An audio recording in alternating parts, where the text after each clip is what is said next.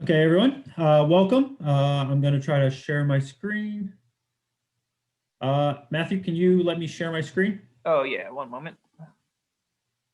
Uh, while he's doing that, my name is Ryan Pferdehirt. I'm with the Center for Practical Bioethics, and Matthew has asked me to reach out, or he reached out to for me to share some of the work that I've been doing on language. And if anyone knows me or has worked with the center, my work knows that this is kind of something that I'm obsessed with. It's my primary research and my primary work. And this has come about, we have a case study pretty early in the presentation, and it'll really highlight kind of the work that I've been seeing and situations, and I really wanted to delve into it. So again, ask any questions when we go into this. And this is also early in my research on this, and it's not necessarily like rigorous research. It's more just like a dive into it and trying to see where it's leading to. But it's also bringing up some really practical scenarios and practical solutions. So I wanted to share that with everybody. So Matthew has given me the opportunity, and I'm happy to participate. So the topic is the importance of word choice in clinical conversations. I've been discussing this and sharing this with some of our member ethics committees, and particularly in our palliative care groups. And I can remember at Truman, they said that you're preaching to the choir. Everybody kind of realizes the importance of word choice and the importance of how we present these kind of conversations and how we present information to patients. But I wanted to delve kind of deeper into some of the more philosophical, more practical and linguistic approaches, and then how that can have a larger impact. So we're going to go into this from a kind of maybe a different perspective that a lot of people have. So announcements, I have no conflicts of interest to report. I mean, I do work for the center, and this is a center series that I don't think that's a conflict of interest, but I am not receiving any payment. This is just standard.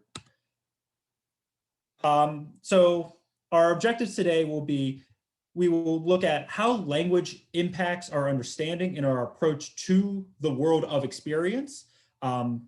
We will also look at how different language can positively and negatively impact patient decision-making. That's not just word choice, but also the literal languages that we use. We'll go into a little bit of linguistic determinism and see if that can actually have an impact in our clinical conversations.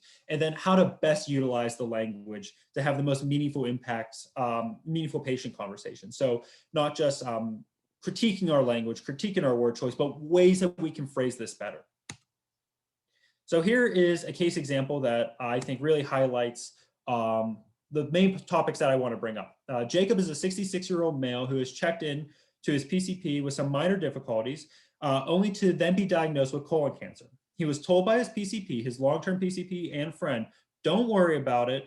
We caught it early, so that's good. We are going to fight this thing together, and we are going to win. I have no doubts.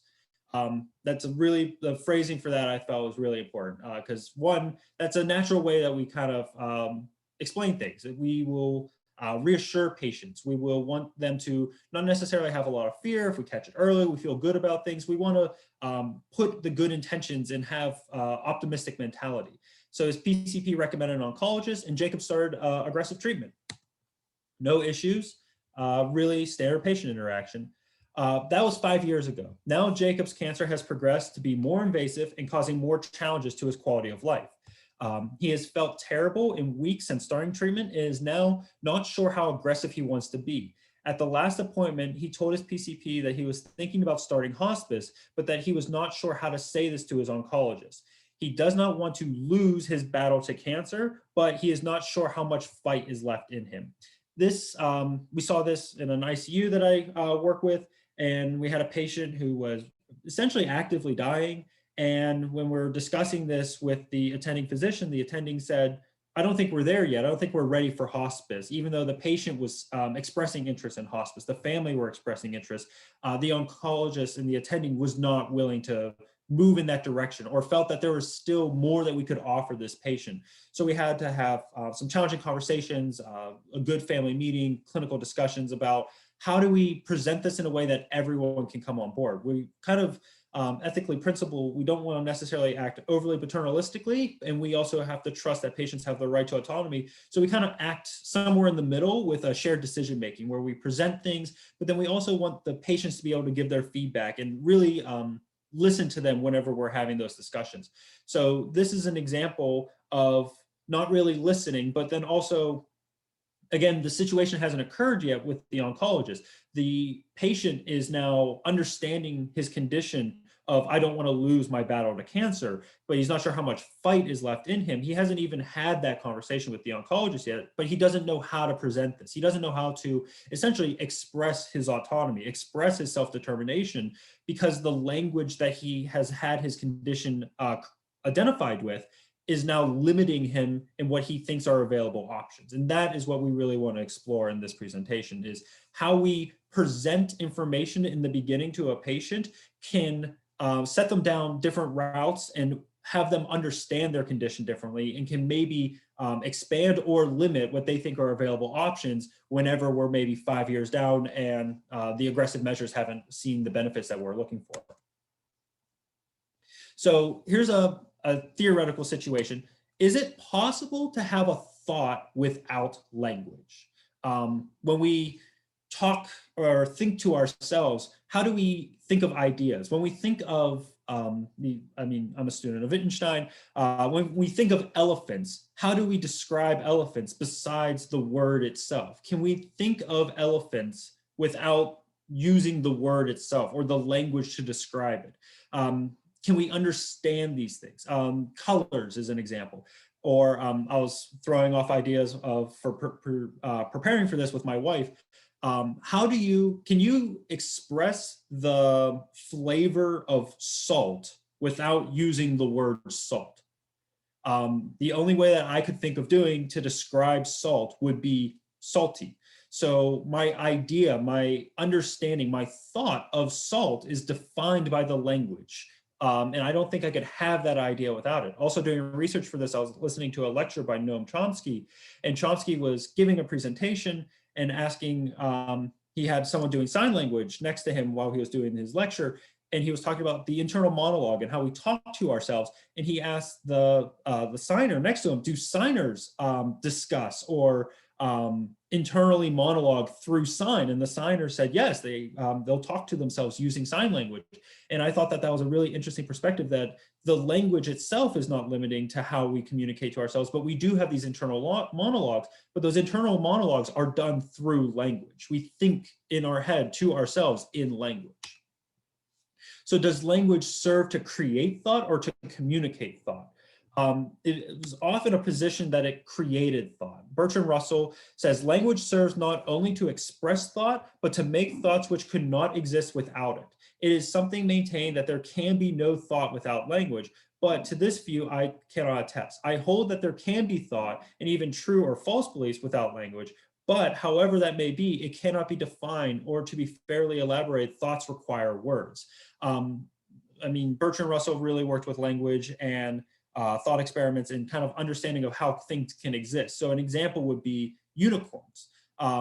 I say the word unicorn. Everyone, I feel, listening can understand what a unicorn is, but none of us have ever really experienced the unicorn. We've seen photographs or pictures or drawings or renditions, but no one has actually ever seen a unicorn, because the unicorns do not exist in the real world. They only exist as a figment of our imagination, but that figment can be communicated through language. So even complex, non-existent ideas can exist, but they can only exist within language. The language creates these ideas rather than them existing in the world, and then we use language to adhere to it. There's a debate within mathematics of, is mathematics created through our understanding of it, or is mathematics something that exists? Not to get sidetracked, but the idea is, do we discover math or do we create math? In this perspective, some things in our world are language is used to represent. That would be like elephants. There are elephants, but other things such as unicorns are not in our world, but they exist within another world of language. So the truth is, it's a little bit more complicated than as thought without language. It's not as one-to-one relationship or as simple as we think it might be.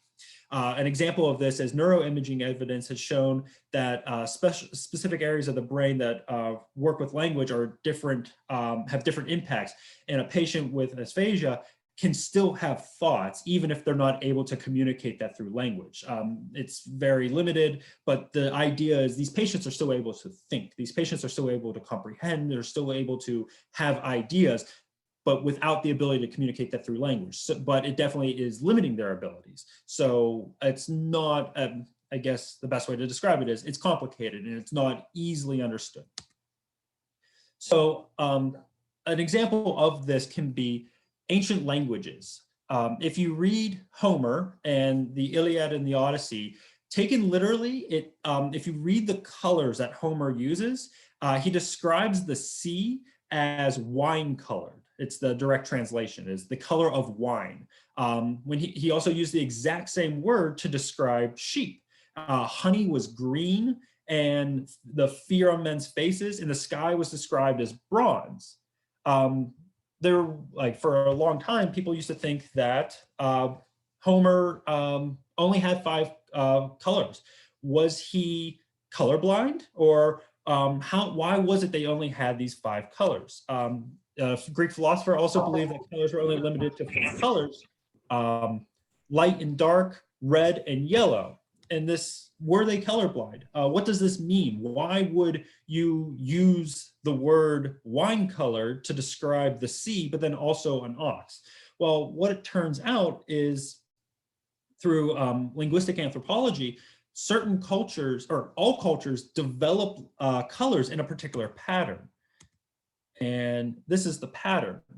So in the very beginning of all cultures, we first distinguish black and white, light and dark, day and night, really ambiguous duality. I mean, we have our concepts of good and evil based off the ideas of light and dark.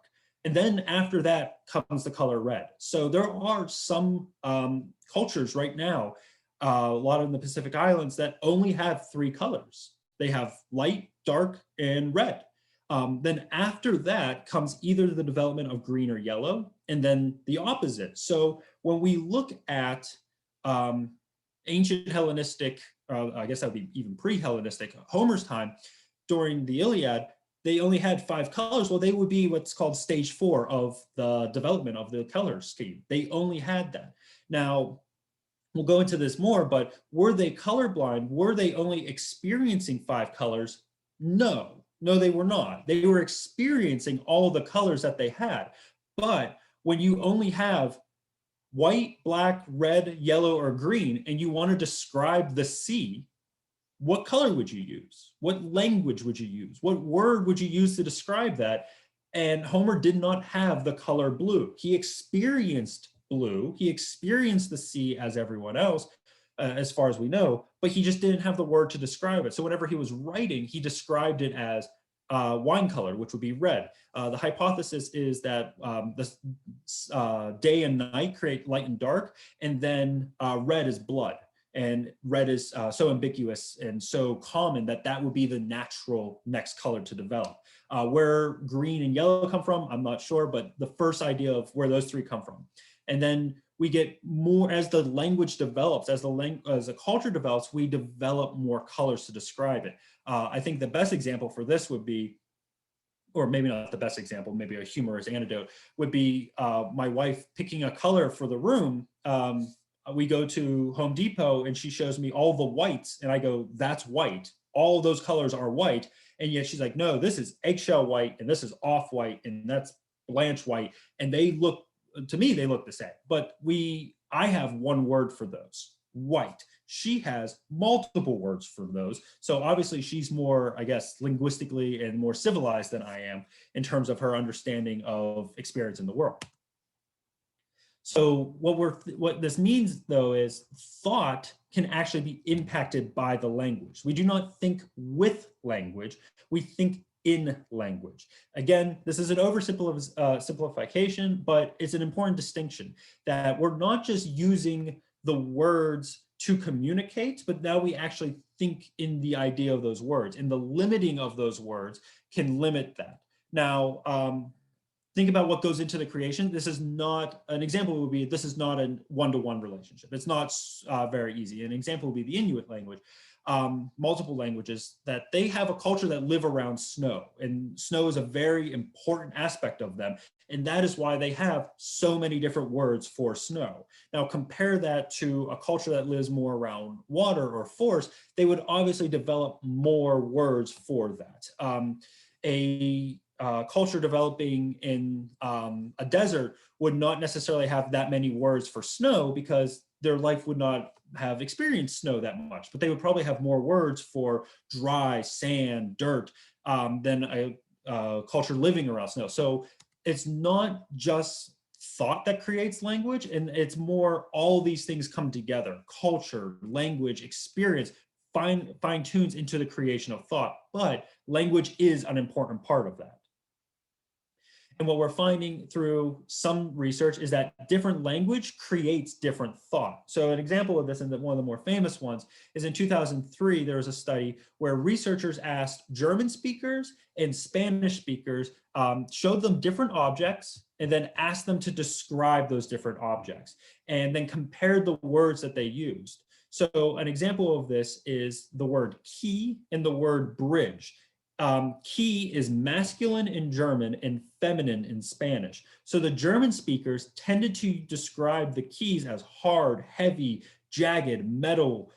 Spanish speakers would describe it as golden, articulate, little, lovely, tiny while describing it. This is better compared to with bridge. German speakers would describe it as beautiful, elegant, fragile, and pretty, while Spanish speakers would think of it as big and dangerous and strong. Not to be overly stereotypical with gender roles, but what they're finding is whenever the word was masculine in a language, they would associate it with other words that were masculine within that language. And if a word was feminine in that language, then they would associate it with other adjectives that were feminine in that language. So it's not the experience of the bridge itself, because they would show them the same bridge, but depending on what language that patient or a person had, would change the way they would describe it, which could then be extrapolated to maybe it changes the way they experience. They change the way they think about that word. So if we had, as Shakespeare says, a rose by any other name would still smell as sweet. Well, our experience to that word might be different depending on the words that we actually use. If we don't have the word rose, maybe our experience or our understanding of that rose may be different. So this is what's called linguistic relativity in the Sapphire-Whorf hypothesis. And there's two different hypotheses. There's the strong hypothesis, which is linguistic determinism, and the soft hypothesis, which is linguistic influence. Linguistic determinism is kind of seen as false. The majority of the linguistic community has kind of moved on from this and understood that this is not necessarily a true statement. But linguistic influence does have more merit, and that is the language that we have doesn't necessarily determine the thoughts, but it influences our thoughts. It can have an impact on that. An example of this would be the colors within Homer, that it's not that our experience is shaped by our words. So hard linguistic determinism would be Homer only had 5 colors. He only saw or understood 5 colors. Linguistic influences, he only had 5 colors in his language. So he would think of things as more grouped in those languages. If you only have 5 colors, then all the other colors would start being more connected, more related. Green and yellow are very similar colors. And if you only have one word to describe both of those, you would kind of group those 2 colors and those experiences together more so than seeing them as distinct or unique to themselves. So how does this actually impact patient communication? Well, using this hypothesis, and of course, not all patients and not all scenarios are the same, how do we introduce information to a patient might change how that patient understands his or her condition. The patient could start to understand their healthy or sickness in those words. An example would be if you said, you have a poor prognosis with little expectation of meaningful recovery versus the patient is actively dying and care is futile. Those sentences kind of mean the exact same thing, but depending on how we describe that to a patient can really impact how they understand that patient's that experience. An example of this, I've used this example many times. It was a very profound, moving scenario on me was we had a patient who was in multi-system organ failure, and her end-stage renal disease, kidneys were completely done, and the family were wanting to do aggressive measures, wanting to continue to do everything. Patient was a full code. They wanted to do dialysis, keep doing everything, and an ethics consult was requested. I read through the chart, talked to everyone, and do my preliminary work, and I found that I said, what does the patient know of their condition? Or what does the family, the patient was non-responsive, what does the family know of this condition? Well, they know that the patient's really sick, and they want to keep doing everything. And I said, well, do they know that they're dying? Has that word been said to them? And the attending and nursing said, what do you mean? I'm like, have they been told that the patient is dying? And they said, no, they've been told that care doesn't look good, poor prognosis, low expectations. I said, what if we should go in there and say the words die? So we did. And the attending and myself went into the room and we said, your loved one is dying. There's nothing more we can do. And it's likely in the next several hours to days, this patient will pass. And the family said, we didn't realize how sick they were. We want to move to comfort measures. So the entire ethics consult was just the patient's family didn't realize the extent of the sickness, didn't realize the medical state that we're in. And that was because of the language that was being used. If you say poor prognosis with little expectation, family hear little expectation, they think expectations. They think there is hope. Maybe they don't have hope, but we can still have hope. But if you say this patient is dying and there's nothing more we can do, then they'll understand that more directly, more emphasis of the situation. But it really, the words that we use shape the understanding of the condition rather than just being used to describe it. So if you start with more direct language, the patient will shape the reality of that experience, of that sickness through the language. So an example also of this is the militaristic language. He is not losing the battle he's losing the battle to cancer. She's a fighter. She keeps doing everything. We are going to fight this together. Are you giving up and going on hospice? This is ambiguous language. Everybody's heard this. Everyone hears this.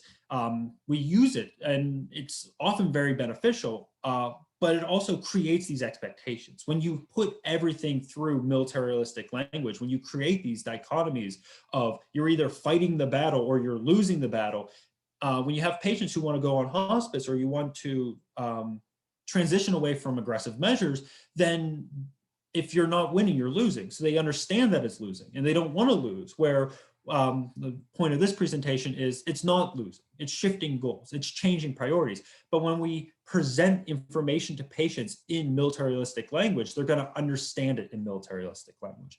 And I actually want to go into kind of the ideas of this a little bit more of they do in fact think with language and not just that, and they will understand their condition within that language.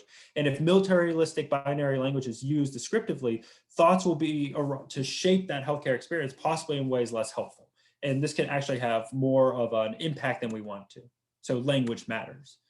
So an example of where do we get this militaristic language is the I'm not a historian, but this is where the path that I've been led down is the American Society of the Control of Cancer. It's now the American Cancer Society, but in 1936, Mallory Ig of the ACC was a field representative and chair of the Federal Foundation for the Women's Clubs Committee of Public Health, and they made the extraordinary suggestion. They proposed creating a legion of volunteers whose sole purpose was to wage the war on cancer, and they called it the Women's Field Army. This all later became the American Cancer Society, and here is a quote on them creating the war on cancer. This is from a radio broadcast with Rogers and Ig, which said, "The title of our program, Women Enlist, This is Your War, may sound a little grim. In these days when newspapers and newsreels are filled with stories and pictures of the tragic conflicts in Spain and China, These are wars in which women are indeed playing a part, mostly as victims. But our war is a very different kind of war. It is a war to save our human life, a war for health and happiness. We are not using bayonets or tanks or machine guns. Our weapons are leaflets and lectures. We are fighting with facts, and our military objectives are putting to rout our fears and ignorance. This is a war against one of the greatest enemies of health. It is a war against cancer. This was during the 1930s, in 1936, where the militarization of Europe was happening, and they wanted to tap into that mentality of the preparing for war, the military, where men were getting ready to go and fight in the war. They wanted, what can the women do while staying home? They could fight the war on cancer. So they really wanted to feed into that mentality of this is a war, and through that education, the fight against cancer became a militaristic battle against cancer. And that has, I would argue, continued till today. A lot of the ways we shape our understanding of cancer and shape our fight of cancer is put through this. Before, we didn't really have great treatment options for cancer, so it was more of a death sentence. We see this with older populations where we don't talk about cancer. You don't want to use the word cancer. We've had some patients where they would have a cancer diagnosis, and you don't want to say the word cancer because that would make it more real. So you avoided that. Then they wanted to not just avoid the conversation, have the conversation, but have it in a war mentality, a militaristic mentality. And I say that this continues now. It proliferates through our language. Here are some promotional material from their fight on cancer. I mean, it's very clear. There's swords and fight cancer with knowledge, fight cancer, delay is dangerous, don't fight cancer alone. Everything here was militaristic. Everything here was aggressive of the fight against cancer. So is this some conversation discussions as how is he thinking about this? We're talking about Jacob again. Is he thinking about himself as sick? Is he giving up? Is he losing the battle? Is he who wasn't sure how to discuss with his oncologist? How did he present this information, and how was he thinking of it when it was presented to him in a militaristic way? How is he thinking about it now? So an important way to phrase it is through our introduction of hospice. How do we start the conversation? How do we say that hospice is a suggestion? This is from O'Connor, Davis, and Abernethy, saying referrals to palliative care are often for reasons of stopping treatment or because there is no further treatment. Therefore, palliative care becomes the no treatment but care or management services. Whereas, in fact, individuals may be simultaneously receiving palliative care while continuously receiving treatment, which may include radiation or chemotherapy. I'm sure everybody here has had that experience where we have a patient and we recommend palliative medicine. Should we do a palliative consult? And either the family or the patient or the attending will say, I don't think we're ready for palliative. I don't think we're at that point. I don't want to give up. I don't want to stop what we're doing to get palliative involved, which is not the goal or the mentality of palliative medicine. And palliative medicine is a supportive mentality. It's a way to help patients. Palliative means to shroud, to cover up. It's just non-curative, but it's still treatment, it's still care, and it's still beneficial to the patient, and it's not a last step. It is something that can be done in tangent with other options. So when you present it of, okay, this patient, there's nothing more we can do, might as well have palliative come, or I know that they're dying and there's nothing more we can do, maybe it's time for our palliative consult, that's either too late or at a point where it may not be as beneficial as if we had that conversation earlier. So what we really are looking to do is we're changing the goals of care. If there's one thing that we can walk away from this presentation on, it's we never stop caring for a patient. We only ever transition goals. When we're talking about withholding and withdrawing of life-sustaining treatments, or we say we're ending care, we're stopping care. I learned this from a nurse very early in my career, and it's stuck with me ever since. She said, we never stop caring for patients. We will only ever transition away from aggressive measures or change the goals of care or focus primarily on comfort. But even when a patient is dying and there is nothing that we can medically do to them to for curative measures, we are still always caring for a patient. We'll always care for a patient even after a patient has passed. We never will stop caring for a patient. And I think that mentality and that way of expressing it of we're never giving up on a patient. We're only changing the priorities. We're only transitioning the goals of care. So aggressive and curative measures may no longer be helpful, but only harmful and wasteful too. But many ethicists have noted that in such case, there's a treatment modality that we are not stopping and nothing's being withheld. The aggressive measures can be withheld or withdrawn, but not care. So rethinking the statement, if optimal care to comfort measures only, then we're not stopping or withdrawing to comfort measures. We're just saying that is a falsehood. So do we think it doesn't matter? Of course it does. If we, as we've been discussing earlier today, that how we present this information, how we present the language, and if we present it in a way of it is giving up, then whenever we get to that point, patients will understand it as giving up. But if we open it up with an open conversation and an open option of palliative medicine supportive from the beginning, then whenever it comes time to maybe withdraw aggressive measures and prioritize comfort measures, it's not seen as giving up. It's just going down that other route after we tried other ways. So language matters. How we present the information matters, and how patients shape their understanding matters. So we want to use different words to make different meanings. We need to understand that words and language used to discuss a patient's diagnosis and prognosis go a long way to determining how they will understand and respond to that treatment. And that families will look to providers to clarify information, address ailments, and both support them physically and emotionally as they navigate this. We are not, from a care ethics approach, we are not individuals, really. We are networks of interactions, an intricate web of emotions and communications and a fabric of society. And we form these connections with patients, and patients are forming these connections back to us, and they are looking for information. They are looking for reassurance. When we're caring for a patient, we are not just caring for them and their physical ailments. We want to care for their emotional ailments, for their personal ailments, for their spiritual ailments. So being able to express things and communicate things can help patients on that journey so that they can have a better response to it throughout. And notice how we use the words navigate and journey here. It is not necessarily a death or a condition. It's something that the patient's going to go through, and it implies time, it implies duration, it implies moving from one place to another, and that is the journey of life. We all will change in every moment, so we want to express conditions through that. We want to oppose the militaristic ways. We don't want to say that it's a battle against this condition. We're going to say it's a journey of this illness. We don't want to say that it is a win or lose battle. It's more of a highlighting priorities. So using softer, more personalized and more meaningful language might be better than going into the overly aggressive win, lose, fight, battle mentality. And whether or not we think in language, it's how we think with language. It is ethically fitting to use the language in healthcare because it matters. This, as we said, linguistic determinism is probably not right.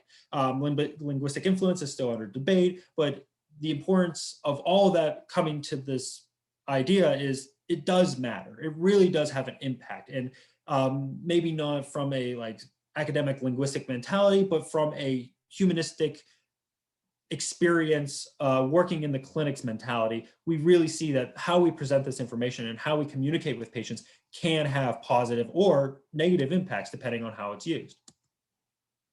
So in summary, while linguistic determinism is generally not accepted, language does have a meaningful impact on how we understand the world.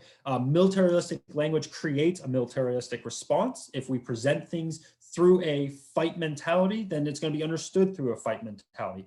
If we present it using military language, how we react to it will be in a militaristic way. And introducing change to care should be addressed with purposeful words, with beneficial words, with understanding the emotional reaction to them rather than just the physiological reaction to them. So questions, that's contact information. If anyone has any additional contact or questions after we're available at the Center for Practical Bioethics to discuss. All right, thanks, Ryan. I'd like to remind everyone who is on today that if you have questions or comments, you can also submit them using the chat function or the Q&A function. I've got a little bit of time for Q&A, so if something's got something burning, we'll do our best to read it into the conversation. One thing that I think kind of jumps out at me, sort of with respect to this subject, is that the sort of the way that the language and concepts that we have affect how we think about things starts before you ever even get to the hospital, right? Or to the doctor's office or whatever. And so part of this, like, there seems to be a part of this that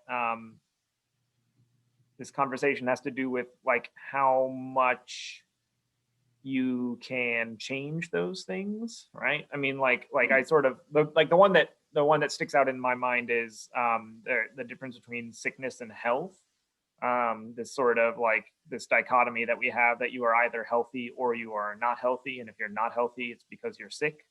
And that when you are sick, you go to the doctor, and then they help get rid of the sickness so that you are healthy again. And this kind of like it's a way to carve up that experience, but like chronic illness, for instance, like fits in that in sort of a weird way. And this kind of idea that you're permanently sick or just in a different type of state, like, and I guess I mean to kind of zero in on the importance of being able to kind of like intervene on the way that some of these ideas are already rooted in someone's mind. Is there anything that you can say about that? I'm definitely really interested in that, and also interested in kind of like how the cultural zeitgeist creates our approaches to medicine and our approaches to health. Our understanding of health is not just, as you say, like sickness or health. What does health mean? Health for me might mean something very differently than health for you. I've always been interested in like the phenomenological experience of life. I've always wondered, like, I have like sports injuries. If you, Matthew, were to like experience my life, you might think that like my experience of life is really unhealthy. Like my like joints and stuff like that might hurt so much that what is a normal life experience for me, and I feel like today I feel fantastic, and like my one knee hurts a little bit and my shoulder hurts, but for you experiencing that for the first time, you might think like, how do you function like this? Where for me, like, this is a good day. I feel completely healthy today, but what am I comparing that healthy to? I'm comparing it to days where I don't feel that healthy. Yeah. So, I mean, we see this all the time with patients who like end-stage dementia patients. You say, how are they today? They have good days and they have bad days. They have the overarching condition, the overarching sickness, but different ways and different times can experience it. You can see it it's compared to the bad day. Back to like the dichotomy idea of, if something is like, you can only be healthy if you have something sick to compare it to. And that's not like, I don't think that's a beneficial way of thinking it. It's in like logic, we call it like the fallacy of false dichotomy, of if you take something incredibly complicated like human health experience and you break it down into two terms, then you just essentially limit the nuance of everything about it, and it can't fit into those two things. The example that I've always thought of it as like is the stock market. Of if someone asks you like, what's the market doing? You could say either the market's up or down, and we think like either the stock market is up or down. I'm like, well, yeah, but if you describe it as like the market's down, doesn't give the details that you really need to understand all the things that are going on. So to boil the stock market down to up or down, yes or no, I think is really challenging. And I think that's really, it limits our thought. And I think that when we want to describe our health like that, you're either healthy or you're sick, you're either good or you're bad, but the real experience of it is not nearly that simple. Yeah, so it's a desire for a heuristic way, like a shortcut way to describe a complex thing, right? Yeah. Interesting. And We've got a good question. We have a good question here from Kai. It says, to what extent does the authority of clinical staff enforce or not statements? Are non-clinicians able to shape thoughts? That's a challenging question. That's interesting. Yes and no. I mean, we really work in the clinic as a team. I've only worked in hospitals where we really do multidisciplinary support. We discuss, but at the end of the day, the physician is the authority, and patients really look to the physician as the authority, and we want to support them in multiple different ways. But if the physician's saying this, a lot of times that will shape it. Now, with the rise of like social media and internet, and we are now as knowledgeable as possible, the aspect of 100 years ago, if the physician said it, it was kind of like believed. Physicians had the final say on everything. Now we're realizing that that's not really the case, and also maybe not the most healthy way of approaching it. So we're really getting into like the more shared decision making. The principle of autonomy has really expanded, and really educating patients to understand it. So now, instead of using it to describe it one-to-one, it's more using it to inform the patient as much as possible. But if they are, the education divide is the main problem that we're seeing here. The patient's understanding of their sickness is really just their experience with their sickness versus the like scientific and the medical approach to it. That divide between the two, if we understand a patient of their vital signs, if we understand a patient of like what their labs are showing, that tells us like a lot of things, versus the patient, they don't know what their labs are, they don't know what their vitals are, but they know that they're not feeling good that day. So bridging that divide of how do we communicate scientifically and medically with the experience of that patient, I think is probably the more important work of. And that's where, whenever I do ethics consults, the first question I always ask a patient is, what do you know about your condition? What do you know about your sickness? And that tells me immediately, like, where are we starting from? Either this patient is well informed and wants to go into the nitty gritty of the medicine, or they are just looking for 30,000 feet and trying to get an overview. And what level do they want to understand their condition? Yeah, I think that something's really interesting about this question is it highlights the role that authority plays in these kind of shaping effects that language have, right? Like this idea that that clinical staff automatically have a degree of authority that flows from their status as clinical staff, but authority can flow from other places too, right? Like authority can flow from like trust, like in a family situation, or authority can flow from like a religious tradition and like religious leaders and stuff like that. So I think it's it's interesting to sort of like just kind of like identify that these things are intimately related.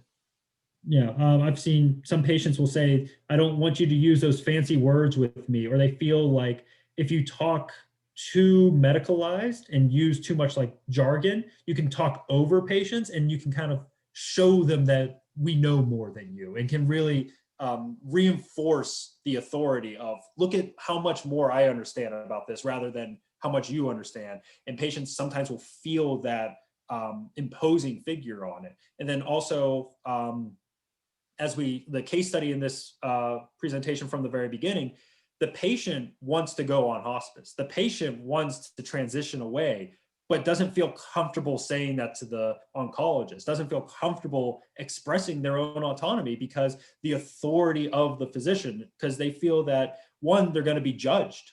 They don't want to be seen as giving up. They want to be seen as not fighting that fight with the physician. The oncologist is right there with them, and we're going to fight this together. If the patient says, well, I don't know if I want to fight it, they feel like the first response to that might be, well, are you going to give up? And they don't want to have that judgmental aspect, because they want to still be seen as participating, so respected, not demeaned by their physician. So that power dynamic, that authority dynamic really does have an impact of, if you have a patient and you communicate with them, patient, like we'll see this all the time, that physicians will describe the condition to the patient and they'll just go, uh-huh, yep, uh-huh.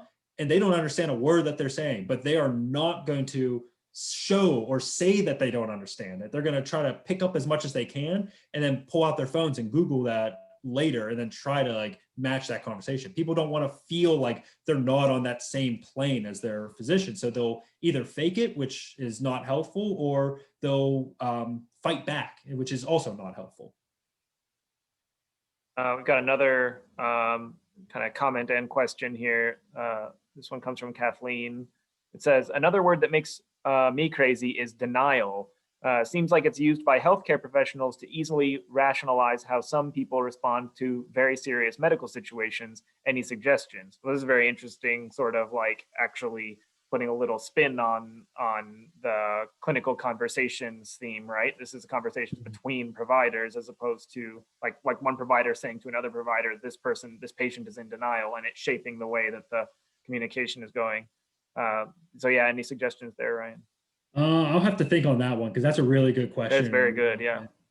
That's, my head is swimming right now with how that can bring up. But yeah, I feel when I'm teaching medical students, when we talk about case studies, I find denial is definitely a situation. But if we have a patient and we put in a medical recommendation and the patient is not agreeing with that, whenever I'm like third-year medical students, I ask, what would be your next step? And they'll say, well, what about a psych consult?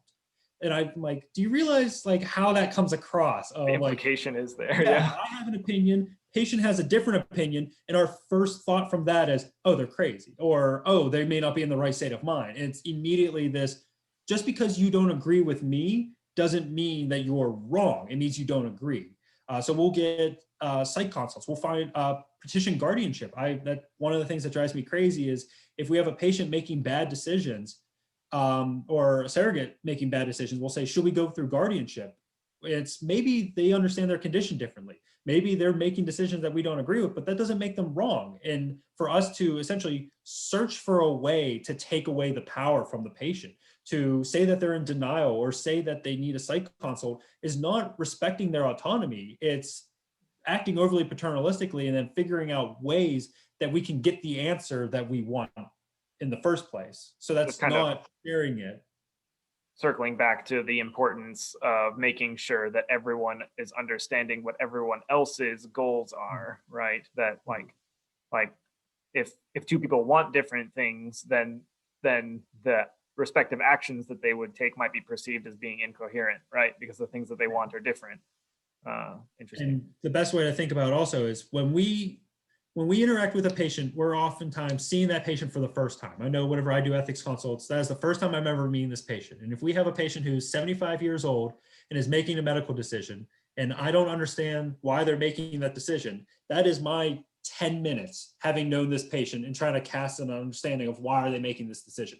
That patient is making 75 years worth of experience to why they're making that medical decision. So we need to, patients make bad decisions, but a lot of times they'll make good decisions for them, for their life situations, for their experiences. Maybe they had an aunt go through the same thing and they're afraid of going through the same experience that their aunt had, but they're not communicating that with you. They've had an entire life of experience to come to that point to make a decision, and we're trying to cast an understanding of it very quickly versus really understanding why that patient as a person is making that decision, rather than like a logical, objective, medicalized, if P then Q, which I know we like, we see this all the time, like this patient is not thinking rationally. Patients don't think rationally because people don't think rationally. People want to think rationally, like David Hume says, we think emotionally, and then we use rationalization to justify why we act in a way. Real rationality is not natural for humans. We want that to be because it makes sense in our science minds, but the way we experience the world is far more through culture, through fear, through experience, through just personal instinct. Gut reactions really impact patients' responses to things. You can't logically quantify a gut reaction, and it's unique to everybody. All right, I've got one here from Ron that says, I think this approach is healthy and can be meaningful. How can we help bring about using this approach more? Where does the teaching belong? Teaching belongs in doing. The way I've always found it is I learned from my friend, the nurse, who told me we never say stopping care. We only say transition to comfort measures. And I've adapted that language. So every time I write a chart note or anytime I communicate with a patient or communicate with a provider, I use that language. And I also make a point to state that and if I hear other people use that language, I'll call it out. I will say, no. If they say it's time to withdraw care, I'll say, no, we never withdraw care. And sometimes it comes across as maybe annoying, but speaking up, demonstrating it, and living these principles can really show that impact and really have, they say, like, be the change you want to happen. Use the language, use the approach, and then hopefully you can demonstrate the value of it, and then others will follow from. Oh, we've got a contribution here from Terry. Terry Roselle is our colleague at the center. He says, in response to Kathy's concerns about the language of denial, it is good to ponder that one a bit. Some people, patients, a family member, a caregiver, do respond to serious conditions by pretending all is well when it is not. That the diagnosis is other than it is. That sounds like what we would indeed describe with the term denial, but that term could be experienced pejoratively, or the denier might simply prefer to approach negative situations in a positive perspective. So yes, we should, or maybe we should avoid that term. Should we? I think that that's an interesting consideration. Yeah. I mean, like there's also this other dimension of it where it's like you could sort of imagine denial over kind of like an extended period of time, and like that might be like part of what Terry's describing here as like as denial truly, and then like there might simply be like shock or overwhelmingness or something like that that happens in a shorter period of time, and like given some time and more consideration, just some more time for people to chew on information, it might resolve. Seems weird to call that denial to me, but it could also be, I've seen some patients who get a cancer diagnosis insist on, don't call me a cancer patient, or don't say I'm sick. I have cancer, I'm living with it, but I'm not going to, like, they don't want the pity or to be seen as lesser or seen as a sick person. They want to be seen as, I'm a healthy person who has cancer. It's something that I'm like struggling with and I'm going to overcome it, but they don't want to fit that mold of what other people think of them as sick means. So they deny it essentially. Whereas some would say they're denying their cancer diagnosis, where others would say, no, they understand it. It's just they're not letting it limit that life that they want to be. They don't want to be seen as a cancer patient. They just want to see as someone who has cancer possibly. So this is the second time that one of your examples has done or has sort of indicated this pattern of a patient trying to establish an alternative to an accepted dichotomy or an accepted framework, right? This idea that the patient doesn't want to be seen as a cancer patient because in their mind that already there's something that means, right? And it carries a lot of this other stuff, and then the statement like, don't refer to me as a cancer patient, like that's actually a call for like, let's reframe this, right? Because I think about myself a certain way and I'm going to approach my relationship to this certain way, and I don't want that to be predefined for me by sort of this concept of the cancer patient that lives in this person's mind. It might not be universal, but it does live in that person's mind. Yeah. Early Wittgenstein says that we think in pictures. So whenever you think cancer patient, you close your eyes, and what comes to mind is maybe someone in the hospital, really sick and dying and hooked up to machines, and they think, I don't want to be that. Where what it really means is whatever your experience of that really means, but they don't want to be what they think it means, so they're going to fight against it. Well, and this stuff gets particularly woolly when like one party in the conversation has a lot of experience with a particular term or concept, like all of the different things that can refer to, and another person has very limited experience, and so it only refers to like the one thing in their head, right? Yeah. Interesting. I've got a really good one here from Jane. It says, do you think that patient access to their records will impact our communication style? Not just access, but maybe even patient access to like make edits or make substantial changes could possibly do that. I've done a lot of research, and I'm really interested in when patients get labeled not adherent or non-compliant, and what that means in the future and how that can restrict access to patients. Because Terry and I have discussed this on, if you get an ethics consult, what's the first thing you do? I said I go immediately to the chart, and Terry can correct me if I'm wrong, he said sometimes he doesn't want to read the chart. He wants to talk to the patient first or talk to the attending first and build his understanding of what's going on from that first. Then he'll do a deep dive into the chart. But if you get a patient and you load it up and the first thing you see is like has a history of non-compliance, you're building like an understanding of what that patient is in your mind already. And you might go in with a very negative approach. You might go in with a confrontational approach or a demeaning approach, and then that can perpetuate the problem. So having patients able to access that and able to see this is what they're saying about me, this is what they're writing about me, maybe that's why we're having this communication barrier, maybe that's why there's a advertational or a confrontational approach to it. I think that could be definitely helpful.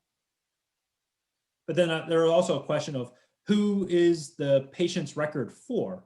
Is it the patients or is it the hospitals to communicate within each other? When you're writing a chart note, who are you writing the chart note for? Are you writing it for the patient to read it later, or are you writing it for care to be consistent around?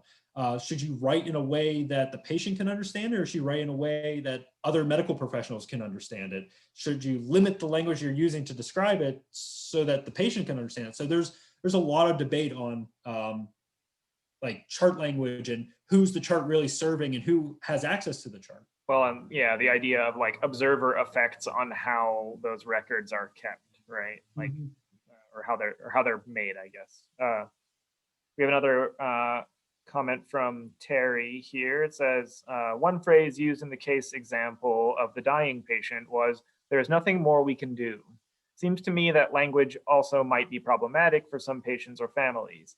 Might that be rephrased helpfully as, "What we can do now is to keep your loved one as comfortable as possible"? Or is there another alternative? Yeah, I definitely agree with that. I also, I really like, we see this with a lot of feeding situations, feeding tube situations where patients and loved ones want to care for their loved ones as much as possible. And kind of the last thing that they always feel that they can do is help feed them, help care for them. So if you tell family members there's nothing more you can do, they're going to feel so limited. They're going to feel so powerless that they might start acting out or start doing things that are not recommended because they want to do something. They want to participate. They want to care. So what we always recommend is don't ever say like, there's nothing more we can do. Tell them something that they can do. We always say, talk to them, or play music that they love, or sit here and hold their hand and engage with them. Like, give the family something that they can do to care for them, because as Terry said, like, there's always something we can do. Maybe it's not curative, but we can always care for that patient. There's always something that we can do. So I agree, using that language of there's nothing more we can do is not beneficial. Maybe rephrasing it as expressing the limitations of medicine, saying there is nothing medically that we can expect to have an impact, or there's nothing medically that we can expect to have the response that we want, but not saying that there's nothing more we can do. Yeah, back to this idea of language that could potentially upset the premise that everyone's goals are the same, right? So like, there's nothing more we can do can insinuate that care is going to stop in some sense, right? Even if that's not a reality, right? That could be one of the reasons that it'd be upsetting to someone. Here's some comments from John. The language focused on being able rather than disabled, or a person living with being different than suffering from. Kind of good examples that can also free us from kind of a battle or a militaristic metaphor. So just some useful alternatives. I think the living with language is something that I think was pretty effective here, right? I also think when I was doing research on this, whenever we have like in political correctness or changing the terms, some people will say like, well, why are we changing the terms? Like, they mean the same thing. We don't need to change the language or phrase things differently because people want to be phrased differently. But if we identify and we think within the words and we identify and think within the language that we use, then the semantics, then changing the words really does have a meaningful impact. And like John said, being differently abled for being disabled, to some people that might seem as like overly cutting hairs and unnecessary, but for someone experiencing that, how they are described or the language that is used to describe them in their life experience really does have a very powerful and very meaningful impact on them. So we should be open to changing the language, be open to the finer semantics and finer language choices. And then also not being, another thing that this presentation I really hoped is not being so stuck in our own ways. I really enjoy whenever I will say something or think of a concept and someone says, no, that's not a good way of thinking about it. Try phrasing it this way, or thinking about it through a different perspective, or try using it, using this word. I think that's interesting because it says, like, what are we trying to achieve? What are our goals? And what is that language trying to accomplish? And being open to changing the ways I phrase things to better suit that, and not being so, this is how I've always said it, and this is how I understand it, so I'm going to always say it like that, but always being morphing. Language is organic. Language is necessary. Going back to the Homer's colors, if they started introducing new colors, for them to like slam their fist down and say, no, we only have 5 colors and there will only ever be 5 colors, that could be a problem, versus saying, maybe our experience is more complicated than our language. Sure, let's introduce some more words, let's introduce some new things. And now look at how rich and better our lives, I would say, is by having these more words for colors versus being stuck in the 5. So just because we did it a certain way for a long time doesn't mean that's the best way to do it. And being willing to be open to the change and introducing new ideas and allowing different people to give us different ideas so that we can more properly have our language reflect the experiences of as many people as possible, I think is a good thing. All right, and with that, I think we should bring this to a close. I would like to remind everyone that these sessions are recorded, and if you'd like to review any of the material we talked about today or share it with any of your colleagues, you can find the recording on our YouTube channel. Just go to YouTube and search for Practical Bioethics and you'll find us there. This recording along with the back episodes from the series. I'd like to thank Ryan for his great presentation today, and all of the attendees who wrote in with their great questions and comments. And we will see you in the next one. So everyone have a good rest of the week. Thank you, everybody.